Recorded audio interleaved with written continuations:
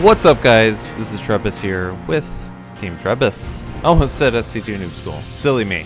Anyway, this is Bronze to Diamond, and we're looking at a PvP today from the perspective of Danga.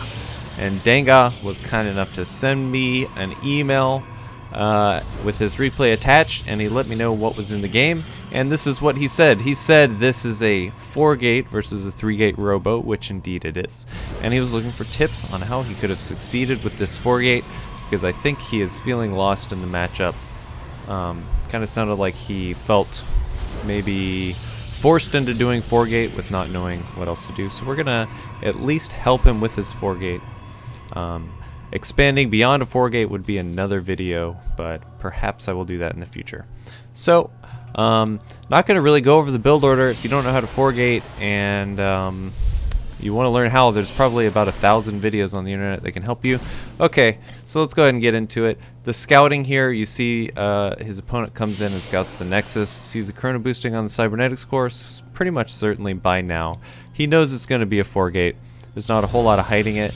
These gateways come down slightly late.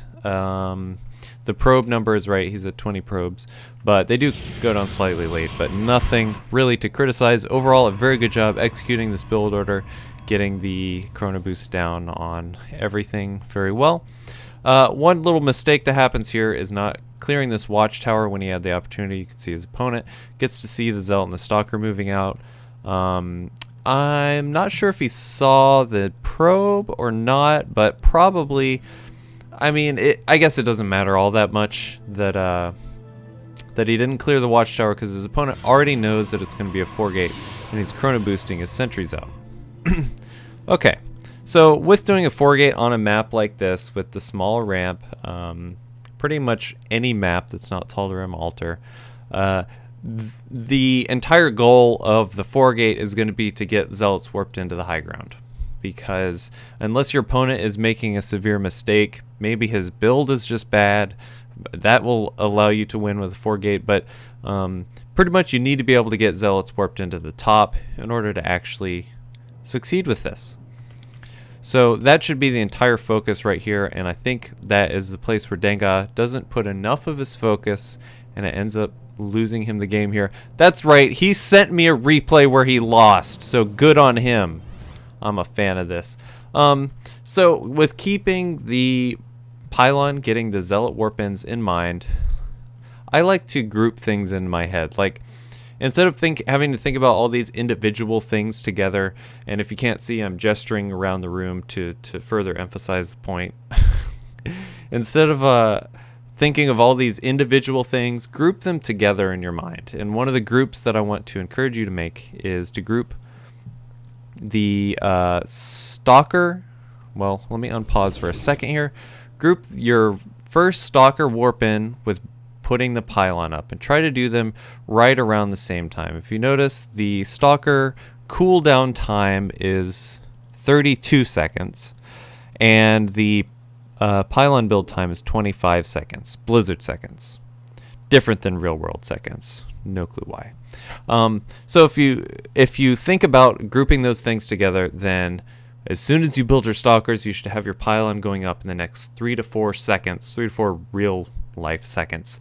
That way, with your next warp in, if he doesn't get the first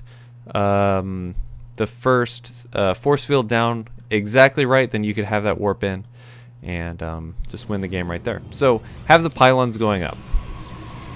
The other thing I wanted to mention is you can see the pylons come up a little bit late here, but it ends up not mattering because he does get his force field off.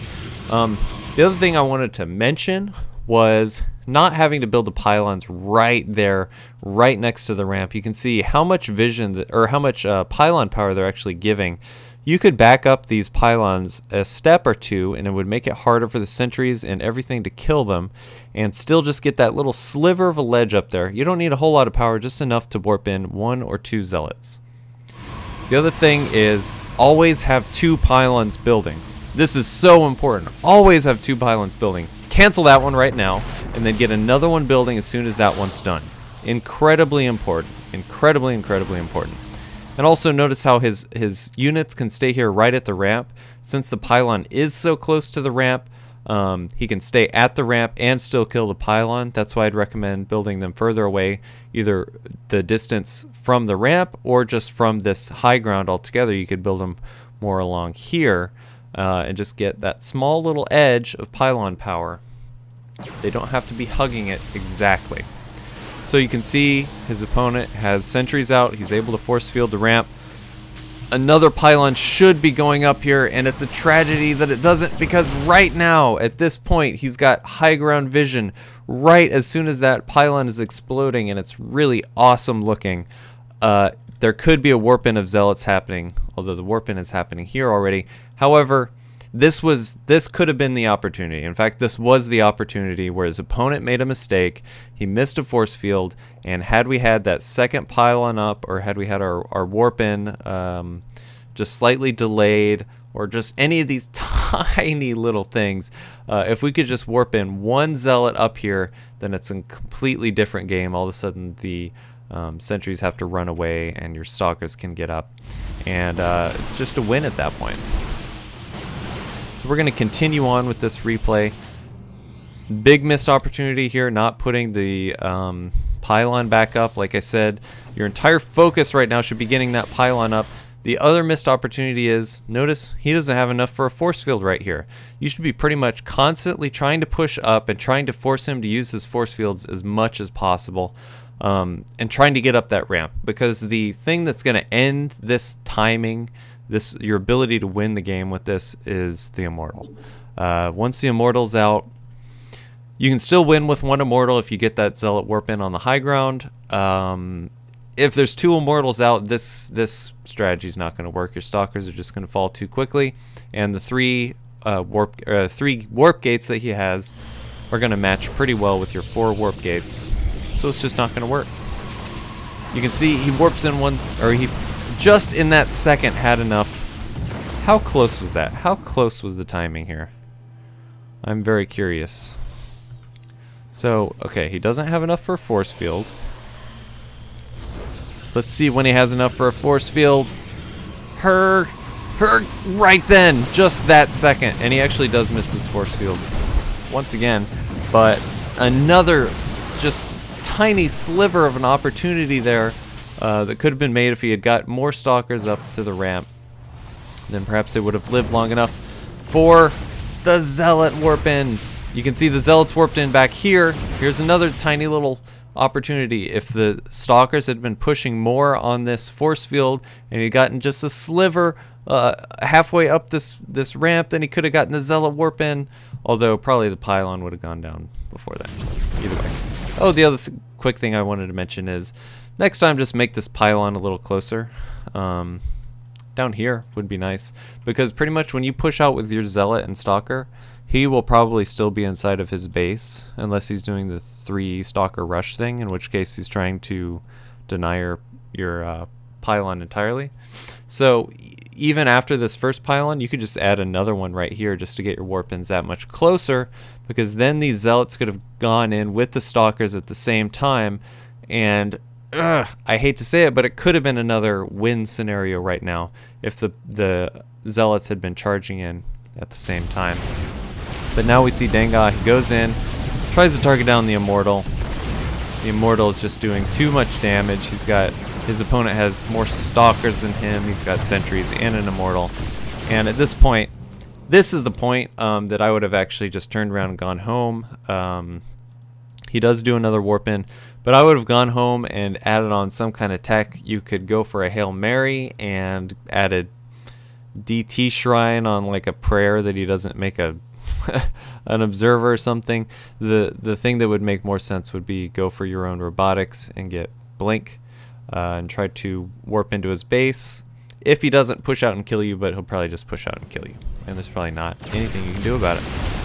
So final last push here, going in, sniping that one immortal, taking out these sentries, but Keyed Butter has enough zealots to match your zealots and the tanking power they have. And now it's really over. Getting the force field, and there we have it.